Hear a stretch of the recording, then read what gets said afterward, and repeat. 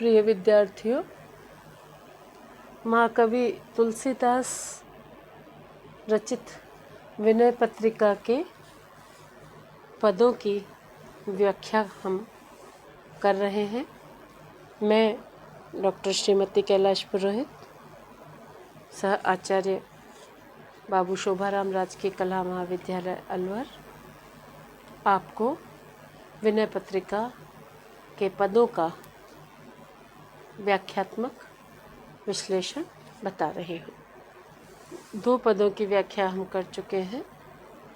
अब अगले 2 पद हम लेते हैं, और चूँकि ये दोनों पद तुलसी के विचारधारा को, तुलसी के दार्शनिक चिंतन को व्यक्त करते हैं, इसलिए हम आज तुलसी की काव्य कला के बारे में चर्चा नहीं करेंगे, सीधा इन 2 पदों की व्याख्या देखेंगे। माधव मोह फांस क्यों टूटे, कि हे माधव, मेरे मन में फंसा हुआ यह मोह माया का जो फंदा है, ये कैसे छूट सकता है, कैसे टूट सकता है। फांस यानी पाश है ना, फंदा। कवि ये बता रहा है कि जब तक मनुष्य का मन शुद्ध नहीं होता, तब तक बाहरी या शारीरिक शुद्धि के करोड़ों उपाय कर लेने पर भी उद्धार हो पाना असंभव है। अब शब्द देखो आप, है ना, माधव। तुलसी तो राम के भक्त हैं, माधव कृष्ण का नाम है, लेकिन चूँकि राम और कृष्ण दोनों विष्णु के अवतार हैं, इसलिए तुलसी माधव शब्द का प्रयोग भी कर लेते हैं। माधव मोह फांस क्यों टूटे, हे श्री राम, हे श्री कृष्ण, हे श्री विष्णु, हे मेरे आराध्य देव, मेरे मन में जो ये मोह माया का फंदा है, इस को कैसे निकाला जा सकता है, कैसे हटाया जा सकता है, इससे मन कैसे छूट सकता है। या देखो, इसमें पाश नहीं, फांस।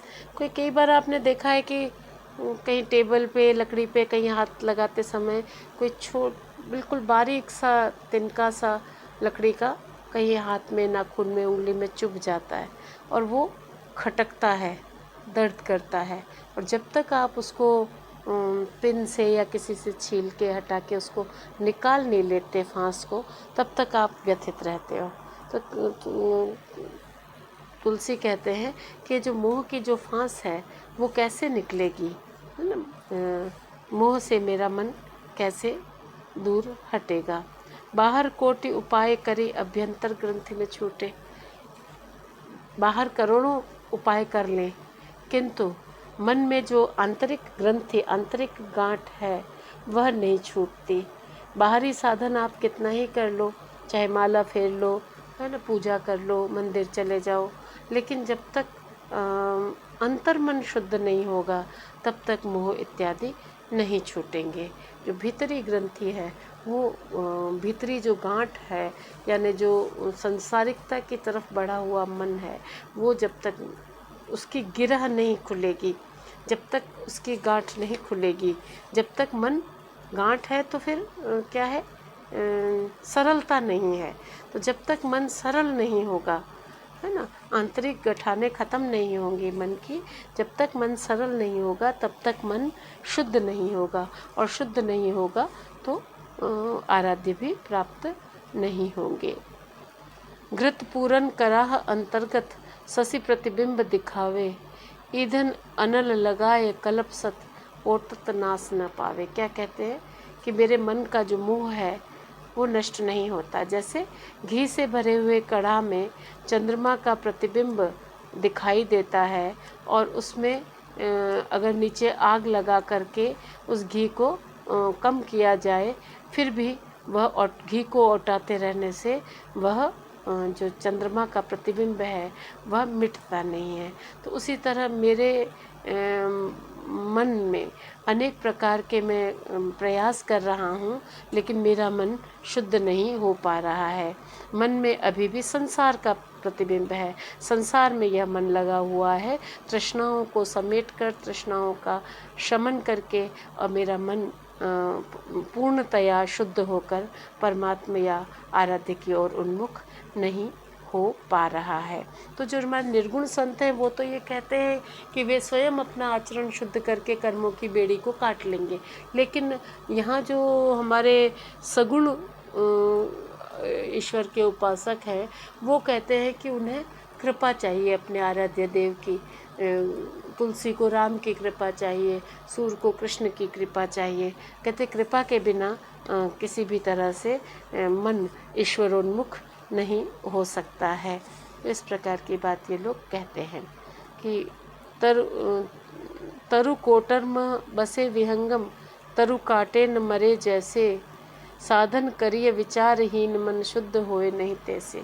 क्या कहते हैं कि जैसे पेड़ की कोटर में पक्षी बैठा हुआ होता है, पेड़ को काट दोगे तो पक्षी उड़ जाएगा, कहीं और कोटर बना लेगा, लेकिन पेड़ को काटने से वह पक्षी नहीं मरेगा।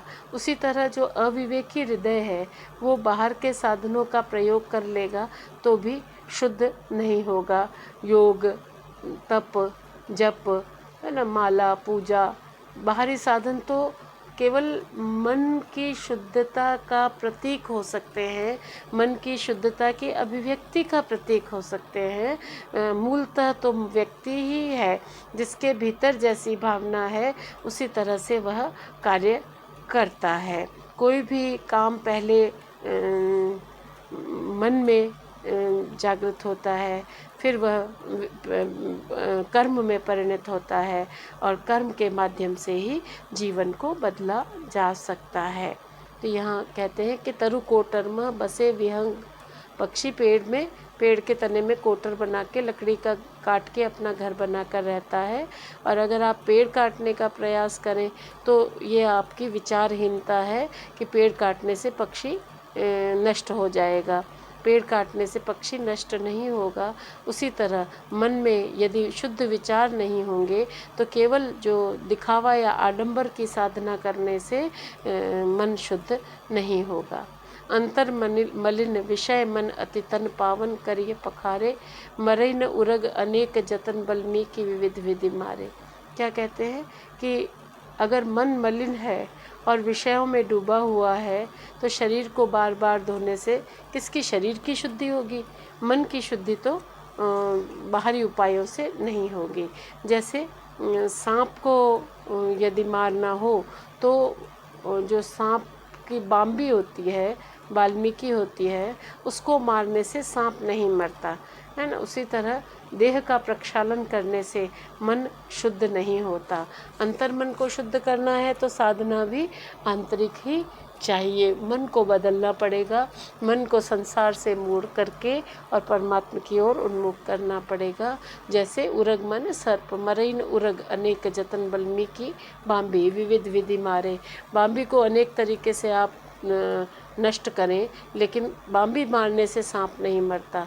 सांप तो अपना फिर बाम्बी बना लेता है, कहीं और जाकर रह जाता है। उसी तरह जो मन को अगर ईश्वरोन्मुख करना है तो मन को ही वशीकृत करना होगा, अचंचल करना होगा, मन की ऐशनाओं का शमन करना होगा, मन को माया मोह लोभ क्रोध से दूर करना होगा, तभी वह मन साधना की ओर बढ़ जाएगा।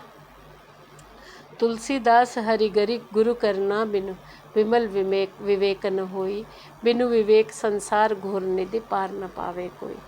क्या कहते हैं कि प्रभु और गुरु की कृपा के बिना, हरि गुरु करुणा, एक तो परमात्मा की कृपा चाहिए, फिर गुरु की, सद्गुरु की कृपा चाहिए। इन दोनों की कृपा या करुणा के बिना मानव के मन में शुद्ध विवेक का जन्म नहीं होता है। विमल विवेक है ना, शुद्ध विवेक का जन्म नहीं हो पाता है। यह जो विवेक है वह उत्पन्न ही नहीं हो पाता है गुरु और हरि यानी आराध्य की प्रभु की कृपा के बिना। बिनु विवेक संसार घोर निधि पार न पावे कोई। और जब तक सद्विवेक उत्पन्न नहीं होता तब तक संसार रूपी महासागर को पार नहीं किया जा सकता।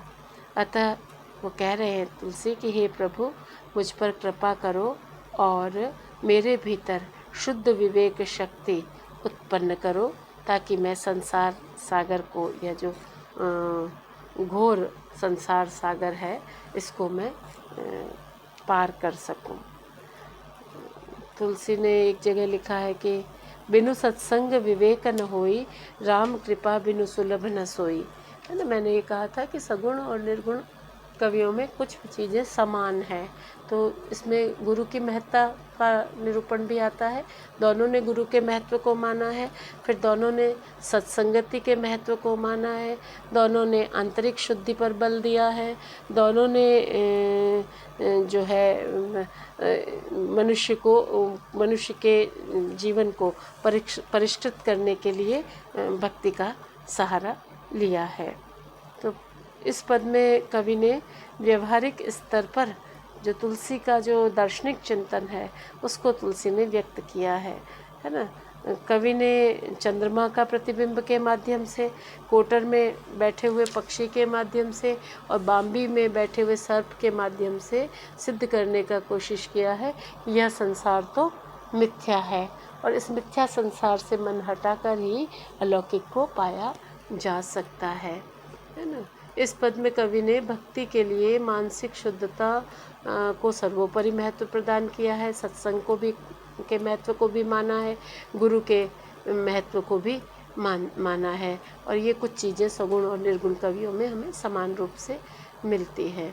और जो आडंबर है, केवल विवेकहीन आडंबर या हृदयहीन आडंबर, उसकी भर्त्सना तुलसी कर रहे हैं, क्योंकि ये बाह्य आडंबर मनुष्य की बुद्धि को भ्रमित करते हैं।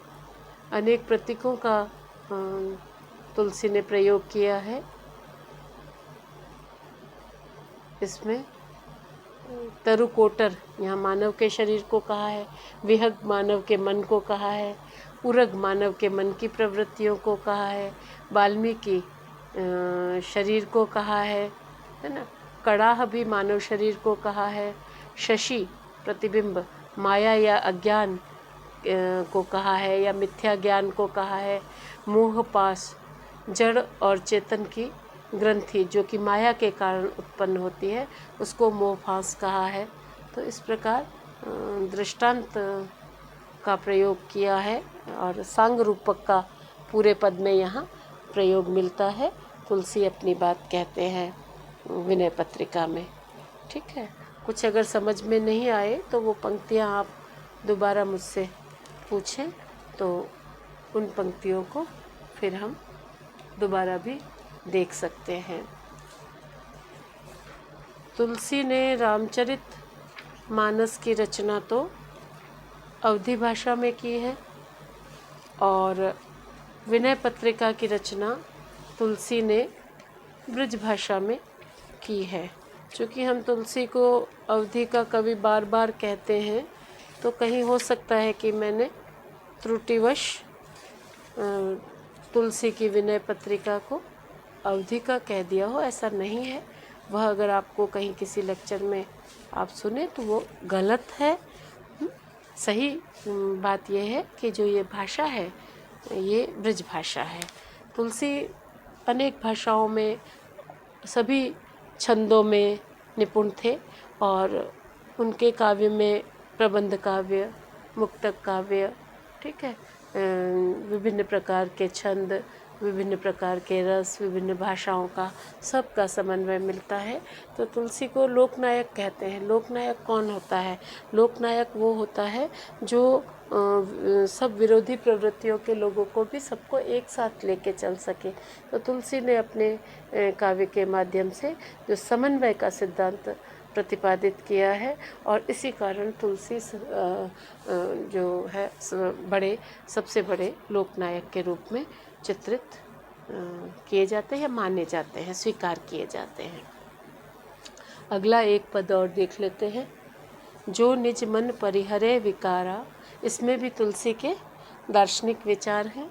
जो निज मन परिहरे विकारा, परिहार करना, परित्याग करना, छोड़ना। विकार विषय वासनाएं है, उनको विकार कहा है। जो मानव मन को मलिन करते हैं वो विकार हैं। जो निज मन परिहरे विकारा, तो कथ द्वैत जनित संसृति दुख, संशय शोक अपारा। इसमें पद में कवि अपने मन का विश्लेषण कर रहे हैं कि जो मनुष्य जो कुछ करता है वो अपने मन के अनुसार करता है और उसी के अनुरूप उसको फल की प्राप्ति होती है। और अच्छे या बुरे कर्मों का जो मूल है वो मानव का मन ही है। इसलिए कवि कहते हैं कि मन को विकारों से मुक्त करना जरूरी है। जो निज मन परिहरे विकारा, यानी मनुष्य यदि अपने मन के विकारों को छोड़ देता है तो कत द्वैत जनित संस्कृति दुख, तो फिर उसे द्वैत भाव के कारण उत्पन्न सांसारिक दुख है ना, सांसारिक संशय और सांसारिक शोक क्यों होगा। यह जो अपार दुख, अपार संशय, अपार शोक व्यक्ति के जीवन में व्याप्त है, वो इसीलिए है कि व्यक्ति के मन में विकार हैं, व्यक्ति के मन में राग द्वेष संबंधी भावना यही विकार उत्पन्न करते हैं और इसी के कारण उसे दुख होता है। दूसरा, उसे वो जब तक द्वैत भाव में रहेगा ना, जब तक वह परमात्मा से उसका अद्वैत नहीं होगा तब तक उसे इस संसार में दुख तो रहेगा ही, है ना। जैसे इसको उदाहरण से समझे कि पहले आपके पास वस्तुएं नहीं हैं तो उसका दुख, वस्तुएं हो गई तो उनको सुरक्षित रखने का, संरक्षित रखने का की चिंता, दुख, है ना। अगर किसी के पास धन बहुत है तो उसको यश नहीं है तो उसका दुख, यश के लिए भागना, और यश भी हो गया तो फिर वापस अकेलेपन की तरफ भागना। यानी आजीवन जो मनुष्य है वह कभी किसी के पीछे, कभी किसी चीज़ या वस्तु या व्यक्ति के पीछे भागता ही रहता है। तो क्या कहते हैं हमारे दार्शनिक कि यह जो मानव का अधूरापन है, जिसको जीवात्मा का कहें, हम मानव का कहें या जीवात्मा का कहें, कि ये जो जीवात्मा का अधूरापन है जिसको पूरा करने के लिए वह आजीवन भटकता है, भागता है, एक पदार्थ से दूसरे पदार्थ की तरफ या एक व्यक्ति से दूसरे व्यक्ति की तरफ या एक विचार से दूसरे विचार की तरफ।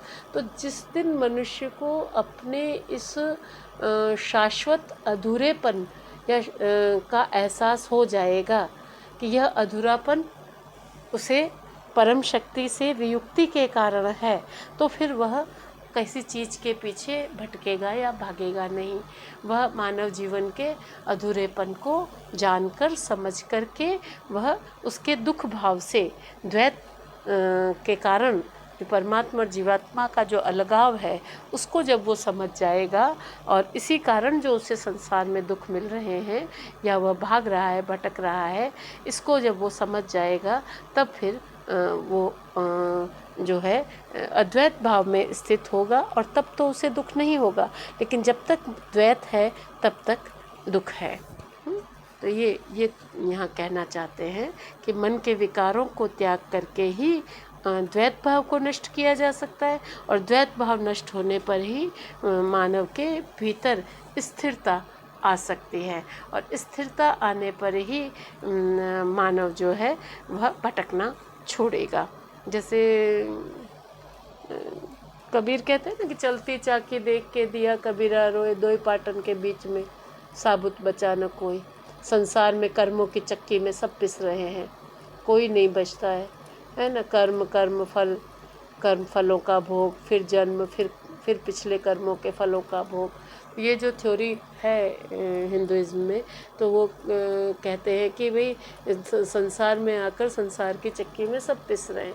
लेकिन एक और साखी वो कहते हैं, उसमें वो ये कहते हैं कबीर के जो केंद्र के पास जो दाना होता है, चक्की का जो केंद्र होता है बिल्कुल बीच वाली, जो इसको धरण भी बोलते हैं, तो वहाँ पर जो दाना आके रह जाता है वो नहीं पिसता। जो जितना दूर है केंद्र से वो उतना पिसता है, लेकिन जो जितना नज़दीक है केंद्र के वो नहीं पिसता। तो इस संसार रूपी चक्र के चक्की के केंद्र में रहो। जो परमात्मा शक्ति है, जो ब्रह्म शक्ति है, जो ईश्वर शक्ति है ना, उसको पकड़ लो, उसके निकट रहो, तो फिर कर्मों की चक्की के में पिसने से बच जाओगे। तो इसी तरह मन को एकाग्र करके, स्थिर करके भक्ति में लीन करने के लिए तुलसी भी बात करते हैं। दोबारा संक्षेप में देखते हैं, व्याख्या ज़्यादा हो गई 2 पंक्तियों की। जो निज मन परिहरे विकारा, मन के लिए कहते हैं, मन का विश्लेषण करते हैं मानव के मन का, कि यदि मन विकारों को छोड़ दे, विषय वासनाओं को छोड़ दे, है ना, जो ये द्वैत का विकार उसके मन में है कि ईश्वर और वो अलग अलग है, अगर इस विचार को वो छोड़ दे तो फिर उसको संसार के दुख शोक ये जो अपार हैं वो उसको नहीं व्याप्त होंगे। वो इन्हीं विचारों के कारण, राग द्वेष के कारण उसको दुख प्राप्त होता है। शत्रु मित्र मध्यस्थ तीन ये मन कीने बरी आई, त्यागन गहन उपेक्षणीय अहि हाटक त्रन की नाई। क्या कहते हैं कि मन जो द्विधाग्रस्त है, मन जो विकारों से ग्रस्त है, उसके कारण मन ने ही व्यक्तियों की, लोगों की 3 श्रेणियां बना ली है, 3 कोटियां बना ली है, 3 स्तर बना लिए। क्या कि कुछ को तो वो अपना शत्रु मानता है, कुछ को मित्र मानता है, और कुछ को शत्रु और मित्र के बीच का मानता है। मध्यस्थ माने शत्रु और मित्र के बीच का मानता है। अब ये जो 3 तरह के लोग मान लिए हैं, ये मेरा दोस्त है, ये मेरा दुश्मन है, और इससे मेरा कोई लेना देना नहीं, है ना, ये मन ने ही बलपूर्वक, बरियाई बलपूर्वक ये मान लिया है, विकारों से ग्रस्त होने के कारण मान लिया है। यानी मन ही दुश्मन बनाता है, मन ही दोस्त बनाता है, और मन ही मध्यस्थ या मध्यस्थ या शत्रु और मित्र के बीच, जो न शत्रु है न मित्र है, इस तरह के लोग मान लेता है।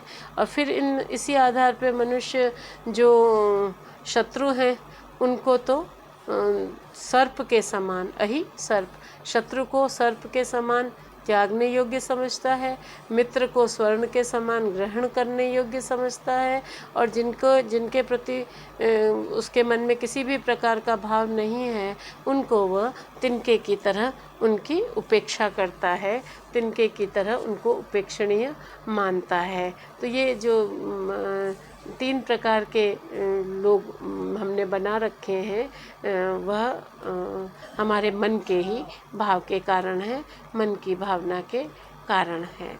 फिर क्या कहते हैं कि असन बसन पशु वस्तु विविध विधि, सब मनिमह रह जैसे, सरग नरक चर अचर लोक बहु, बसत मध्य मन तैसे। क्या कहते हैं? असन माने भोजन, वसन माने वस्त्र, है ना, असन बसन पशु, वस्तु विविध विधि, और विभिन्न प्रकार की वस्तुएं जैसे मणि के भीतर समाई रहते हैं, है ना, मणि ठीक है, इसको MONY मणि भी समझ सकते हो।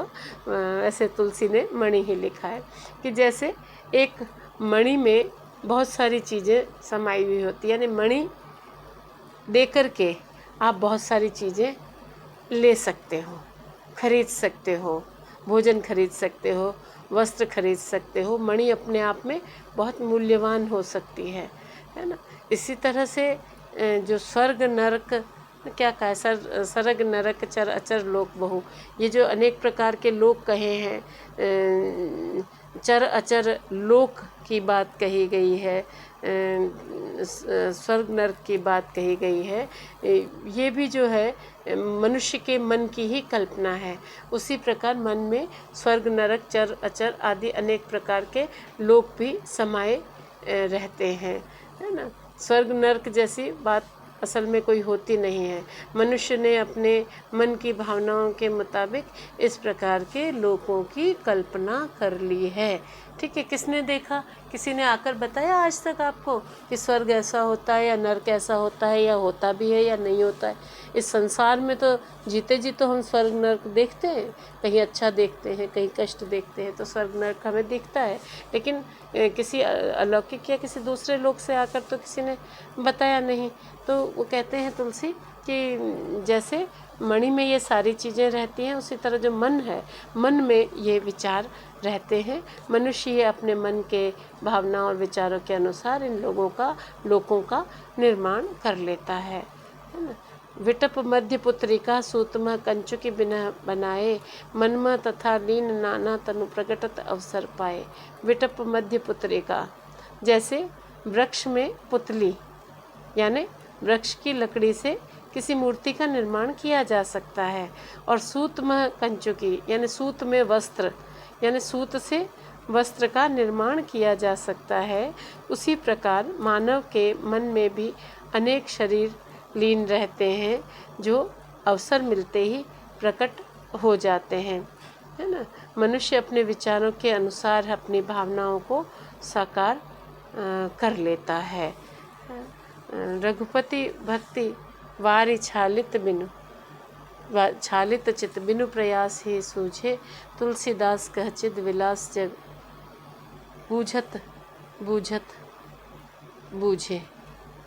चिद विलास यानी चैतन्य या अखंड आनंद।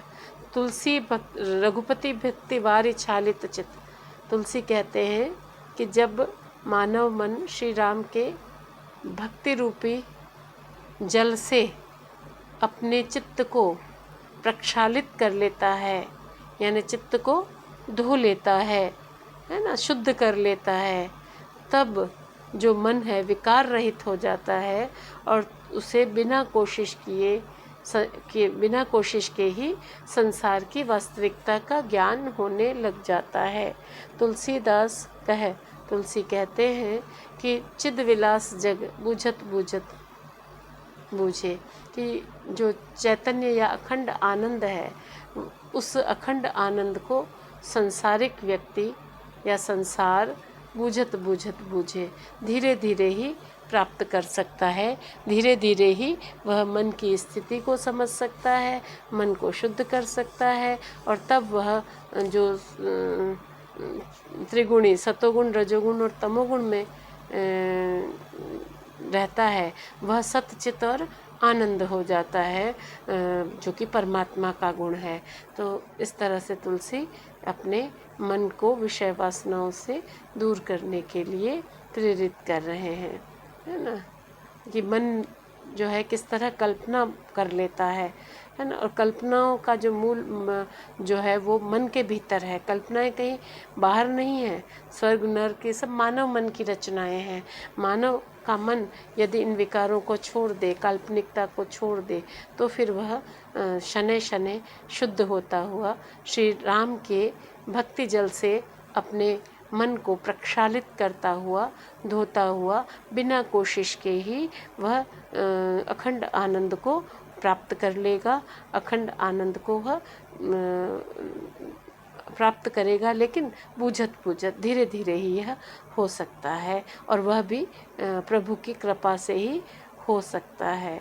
तो इस पद में कवि ने, जैसे मैंने पहले भी कहा था कि तुलसी ने पूरी विनय पत्रिका में ही स्तुतियाँ की हैं और साथ में अपना दार्शनिक चिंतन रखा है।